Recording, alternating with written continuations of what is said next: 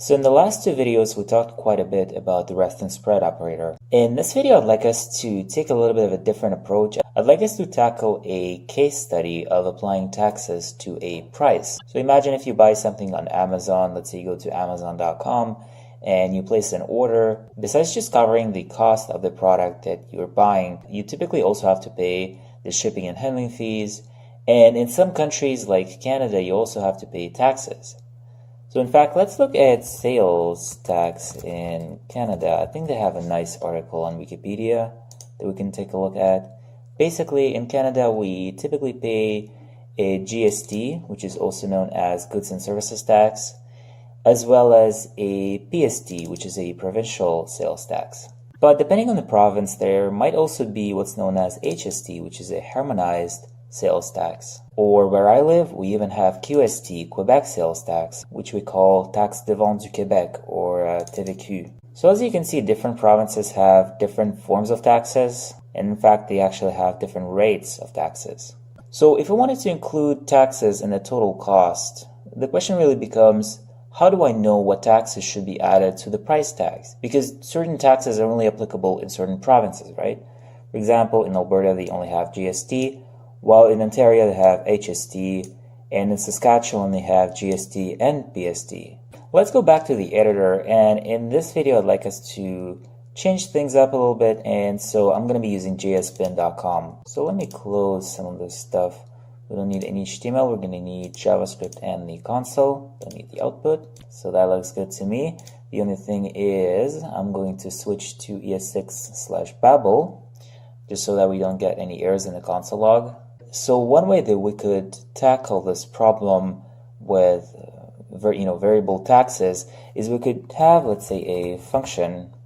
Let's say we're going to call it get total with tax. Okay. Let's say the first argument is going to be the price of the product of the item that you're going to buy. One thing that we could do is we could use the default parameters, and we could basically rely on taxes as an array. So we could actually assign it an empty array. So whatever the function is going to do, the API is going to look something like this. So you could do get total with tax. You would pass the price, let's say $50, and then you would pass an array containing all the different taxes. So for example, I live in Quebec, and in Quebec we have two taxes. We have GST, which is basically 5%, but we also have the QST, which is 9.975. So in this case, I could do something like 0.05 for GST, as well as 0.09975 for QST. And this is how that would look like. What the function would basically do is it would sum up all of the taxes that you provide, and it would apply those taxes to the price and then return you the resulting price with the taxes included. What the function would do is it would basically add up all the taxes that we provide in the array, and then it would basically apply them to the price, meaning it would multiply the sum of the taxes by the price and then add that result to the price, so that the total that we get would also include the taxes. So that's basically the premise of this function. Now, it would also be neat if we could pass values individually. So what I mean by that is, instead of passing an array, it'd be nice if we could just pass the arguments one by one individually. And this is in fact a perfect scenario for a variable number of function arguments. So prior to ES6, in the days of ES5, you would typically handle this scenario with the arguments keyword. Like I said before, arguments keyword essentially refers to the arguments object that looks like an array, but it's not an array, and in fact it's a built-in object of type arguments that basically contains all the arguments that you pass to the function. So if we run that, we're gonna get our object. Alright, so to get the price, you could do something like this. You could have your price. We could extract the price as the first argument, because we know that the very first argument would always be the price that you pass. In this case, it's going to be 50. And then the other variable would be our taxes, right? And this goes back to the previous videos where we talked about the arguments object, and I mentioned that the arguments object is not an array. So if you wanted to go from an array like arguments object, you could call the slice method on the prototype like so. So you're going to invoke the call function, you're going to pass the arguments, And you could also pass 1, which is, if you know how the slice function works, it's basically going to go from index 1 to the very end of the argument's object, right? So it's basically going to extract everything from index 1 till the very end. The end here is basically implicit, and you could even say arguments dot length. That's basically equivalent to not providing that value at all. Right, so if we did console log price as well as taxes. Of course, I forgot to change the signature of the function, so we no longer have the price and the array of taxes. We're just going to have the list of arguments separately. So if we run that, we're going to get the price, which is 50, and we're also going to get the array of taxes as the second element. Now, the other way that you could have done this, of course, there's multiple ways, but let's say you wanted to extract the taxes from the arguments object. Like I showed you before, you could use the slice method of the array prototype, like so. We're going to call that slice method with the arguments. So basically, that's going to give us all the arguments, including the price. But then the other thing you could also do is you could do price equals, let's do taxes shift. And what the shift method is going to do is it's basically going to take the taxes array and extract the very first element out of it. So it's actually going to mutate the array itself, removing the first element of that array. So if we did console log taxes and price, and if we clear the log, if we run that, that's going to give us the taxes, and that's going to give us the price. Okay, looks good so far. We could have also used the from method in ES5, so we could have done something like this. You call the from method on the array object using the arguments object. That's going to give us the exact same result. It's basically going to create an array from the arguments object. And of course, to do the very same thing, you could also use the spread operator, like so. And of course, the spaces are optional. You could remove them. But if I clear that and run the code again, you're going to see that we get the exact same results. We get the taxes as well as the price. Now, this line right here, so when we do taxes shift, that's a bit of a bad code smell because you're essentially implicitly mutating the taxes array behind the scenes. So it may not be, obvious at first, and might bring in some confusion, but let's say this is fine for now. We're going to switch to a better approach in a few minutes. So for now, let's just calculate the total. The total is essentially going to be the sum of the price as well as the total of taxes that we're going to apply, right? So let's do another variable here. Let's total taxes. And what we want to do here is we basically want to sum all the taxes from that array that we got here, right? We want to sum them, and we basically want to multiply them by the price. And whatever we get as a result of that is going to be added to the price so that we get eventually the total with the tax that's going to be returned from the function. Okay, I hope that makes sense. So this is a perfect use case for using the reduce function. So again, taxes now is an array. Used to be an arguments object, but now it's an array. So you could call the reduce method off of it. And the reduce method was actually added in ES5. Basically, if you want to read up more about the reduce method in JavaScript, we could look it up. It's a method of the prototype, which basically applies a function against an accumulator and each element in the array, and it also goes from left to right. The idea is to basically reduce all of the elements of that array into a single value. So in simple words, the reduce function allows you to loop through the elements of the array and essentially bring them down to a single value. It makes a lot of sense in this example because we're dealing with numbers, right? So we use the reduce function. We could pass a callback into it, or an anonymous function. The very first argument is going to be the accumulator. So in this example, we could call it total taxes, right? That's going to be the variable that's going to hold the total taxes every time that we loop through the taxes array. We're also going to have current tax, okay? So this is going to return total taxes plus current tax. So it's basically going to add up all the values in the array. And if you wanted to console log that, let's do console log total taxes. Okay, I'm gonna clear up the log.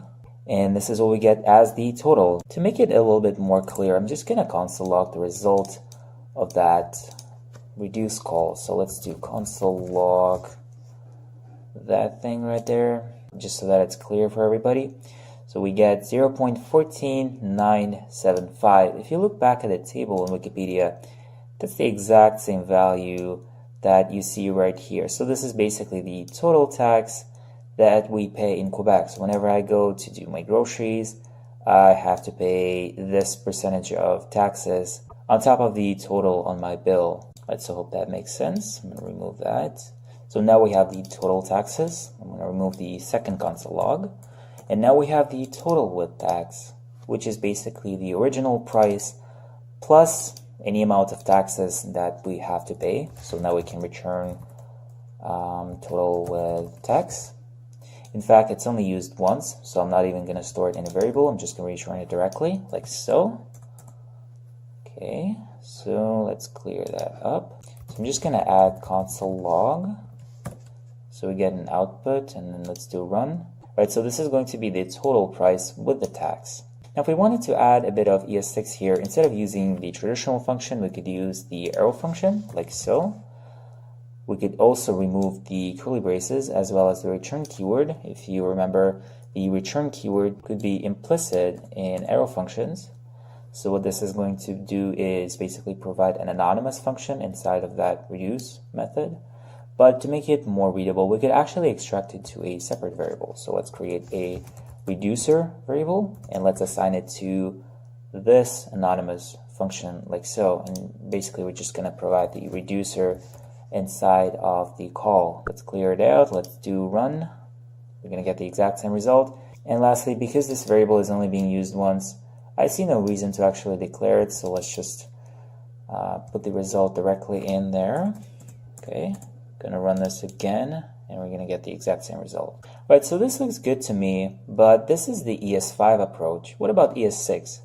What if we wanted to use the rest operator to deal with this situation here? We could go back to having the two arguments here. We'd have the price, but then what do you do with the rest of the arguments? Because you really don't know how many there's going to be, right? In this case, we only have 2, but what if you had, 3, 4, 5? What if you didn't know how many you had? To deal with that scenario, you could use the rest operator, and you could basically put ... and your taxes. So your taxes variable is going to hold the rest of the arguments that you provide, right? And hence you have the name rest operator. Think of it as the rest of the arguments that you provide to this function. So the first argument is going to be price, and the rest of the arguments are going to be placed inside of this taxes variable. Just to make it clear, let's do console log taxes. Let's see, I don't need to save anything. I'm just going to dismiss this. Okay, I'm going to comment this out for now. Let's clear, run. Okay. It doesn't return anything. The reason you see undefined is because of this thing right there, the console log. But when we console log the taxes, we get the 2 values just as expected. This is exactly what we need. We have the price, and we also have the array that holds all of the tax arguments that we pass to the function, no matter how many tax values you pass. So I might add actually more if I wanted to, right? But if I clear that out and then I do run, we're going to get all of them inside of that array. So that's pretty handy. I'm just going to bring it back to what it was before. Okay. And in fact, I can see that this adds a little bit of boilerplate. In fact, we don't need the taxes anymore because we already have the taxes variable. We could keep the reducer, but in this case, it's only being used once. So I would go as far as actually removing it completely. So I'm just going to put it in here. Okay. And so we're just going to return the price with the total taxes added to it. Okay, so let's just do clear run. That's going to give us that value, but just to make it more realistic, let's do that. And this is basically going to be our Quebec example. Let's also do the Ontario province example. So in Ontario, they pay a harmonized sales tax, right? Let's see Ontario right here. So they basically pay the GST of 5% as well as the provincial tax rate of 8%, and it totals to 13. So we could simply provide a single value, right? It doesn't have to be 2 or 3, it just could be a single value. So we could provide the 13%. Okay, let's run that.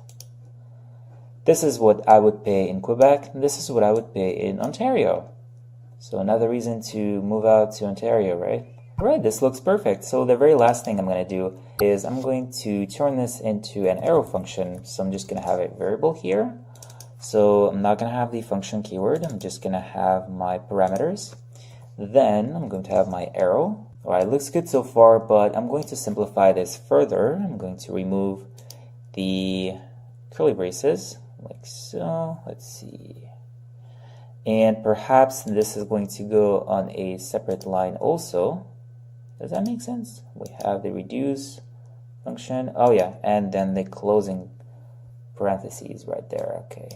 Yeah, I mean, it looks pretty good to me. Alrighty, so let's clear that. Let's run this. We get the exact same values. So consider how cool this is. Previously, we had a lot of boilerplate code. We had a lot of unnecessary things. We had to extract the function arguments from the arguments object. It was a little bit confusing. We had to do a lot of additional steps just to accomplish the results. Here we just have the function, we accept the two parameters, the price, and as many taxes as you wish, and then we basically take the price, we add the taxes to it, and we calculate the total price with the tax. Again, what this does is it basically adds up all of the taxes that you provide from the taxes, right? Of course, you could do it manually, you could look through them, but again, this would be sort of imperative. In this case, we're using a declarative approach, as well as, in fact, functional approach to abstract out the logic of looping through taxes and adding them up. Right, so this looks perfect to me. I hope you enjoyed the video, and I'm going to see you in the new year.